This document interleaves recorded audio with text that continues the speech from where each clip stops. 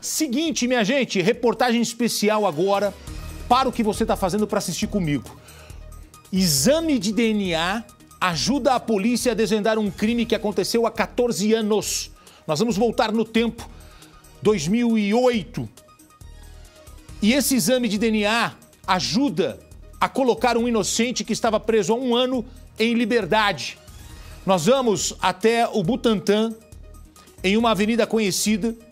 Uma garçonete sai do trabalho e segue em direção à casa dela, passa por um local pouco movimentado, a Avenida Eliseu Almeida, e essa mulher foi atacada e abusada sexualmente por um homem. A polícia é acionada e um suspeito é preso. Só que a delegada se recusa a fazer o exame de DNA do material coletado da vítima e o homem fica preso 1 ano. Só depois de 1 ano esse material foi analisado e ficou comprovado que o suspeito havia sido preso por um crime que não cometeu. O material genético da vítima, então, é colocado no banco de dados da Polícia Científica e agora o verdadeiro culpado é identificado. Se trata de Antônio. Só que o que a polícia descobre, Antônio não precisa ser procurado porque ele já está preso por outros crimes sexuais, crimes semelhantes. E o DNA dele também estava no banco de dados. Ao acessar o sistema, o Ministério Público descobriu Antônio.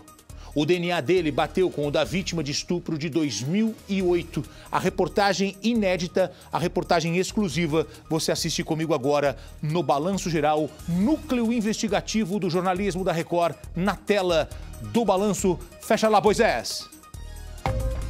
Um exame de DNA ajudou a esclarecer um estupro ocorrido há 14 anos em São Paulo.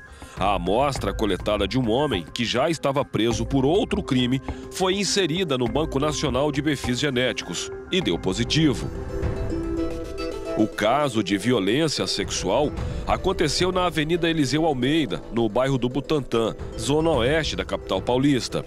Em 2008, uma garçonete, na época com 36 anos de idade, retornava do trabalho quando foi atacada e violentada.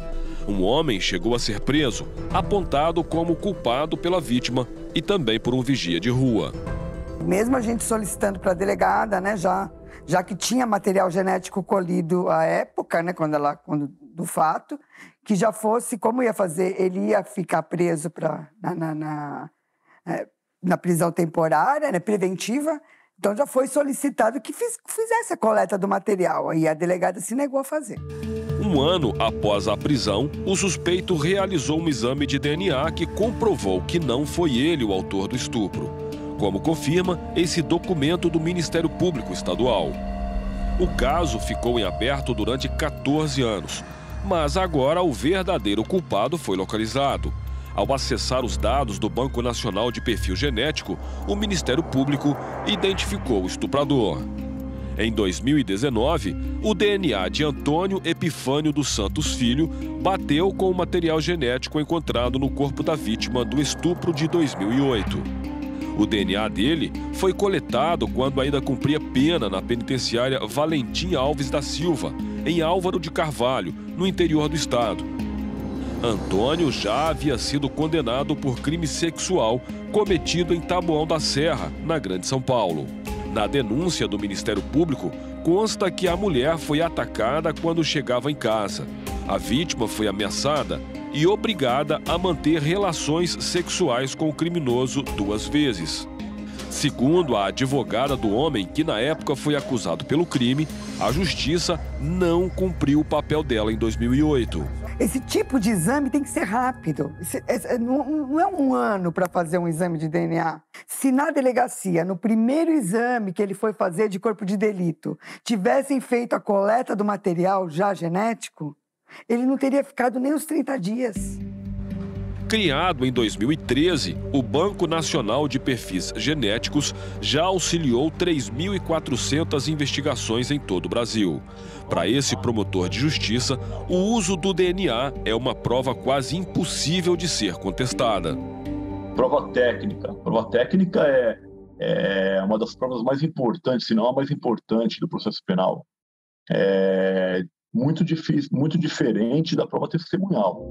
Por determinação do Ministério da Justiça, todos os estados brasileiros implantaram um banco de dados de perfis genéticos. Dados do governo federal do início de 2022 indicam que o país tem 102 mil DNAs cadastrados. Desse número, 23 mil DNAs são de presos aqui do estado de São Paulo. A tecnologia implantada no Brasil é a mesma usada em outros países.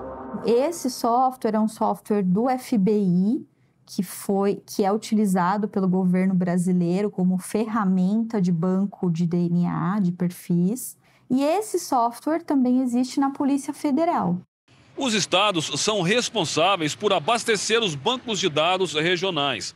Mas pelo menos uma vez por semana, eles devem informar a Polícia Federal sobre os novos perfis que foram cadastrados, mantendo o sistema atualizado e, principalmente, evitando que algum criminoso deixe de ser identificado. Antes da criação do banco de dados, o material genético coletado na cena de um crime demorava para chegar até os peritos criminais. O material coletado do corpo da vítima, ele era... Primeiro feito uma triagem, se era positivo ou negativo para sêmen. Os que eram positivos para sêmen só vinham para a análise de DNA quando a investigação já tinha um suspeito. Os casos que eram positivos e que não tinham suspeitos ficavam arquivados, porque não existia banco de DNA, então não existia o que fazer com aquela amostra naquele momento. Em muitos casos, a polícia até sabe que os suspeitos estão envolvidos em mais de um crime, mas precisa de provas para seguir com o indiciamento. Vamos imaginar que o indivíduo estava condenado por um crime, mas quando o perfil dele foi cadastrado no banco, ele foi vinculado a um segundo, a um terceiro, a um quarto crime que sequer ele tinha sido investigado, porque não se sabia que era ele. A reportagem da Record TV tentou gravar entrevista com a vítima de estupro ocorrido em 2008. Ela não quis falar e nem autorizou os advogados a pronunciarem sobre o caso. O advogado de Antônio Epifânio também foi procurado, mas não quis gravar entrevista. Ele disse por meio de mensagem que só irá se manifestar durante o processo. A advogada do homem, que foi apontado pela mulher como suposto estuprador em 2008, diz que a vida do cliente dela acabou. A vida dele já destruiu do começo, né? Porque ele era um rapaz novo, ele estava construindo uma vida, ele namorava de aluguel, ele teve que desfazer de todos os bens que ele tinha. Não conseguia emprego quando saiu, porque puxavam a ficha dele, ele não tinha, tinha antecedentes, né? Passou a ter antecedentes, ele não conseguia mais trabalhar em lugar nenhum.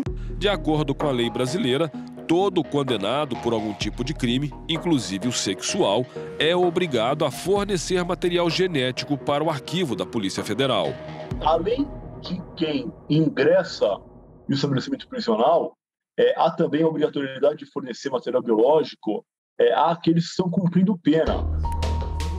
A advogada do homem acusado de envolvimento como estupro, mas que acabou sendo inocentado por conta de um exame de DNA, se emociona. Fico emocionada, né, em falar disso. Fico porque foi eu acho que foi o caso mais, como assim, doído que eu peguei, porque era muito triste ver. Eu ia no presídio, ele chorava. Ele falava, pelo amor de Deus, me tira daqui, doutora, me tira disso aqui, eu vou enlouquecer. A vida dessa pessoa nunca mais vai ser a mesma. Pode falar, Agostinho, ele ficou preso 1 ano. Peraí, 1 ano a pessoa ficou presa, depois ainda tem que continuar respondendo. E tua ficha ainda, você continua com os antecedentes, é impressionante. Teria que limpar tudo e o Estado indenizar essa pessoa. E uma bela indenização. Então, só que não tem isso. Não tem. E agora, imagina quantas pessoas, você imagina quantas pessoas estão na cadeia ou cumpriram pena porque não tinha DNA. Agora, com DNA, as coisas mudaram. Nos Estados Unidos, tem gente que está 30 anos na cadeia com DNA mostrando que a pessoa era inocente. É isso.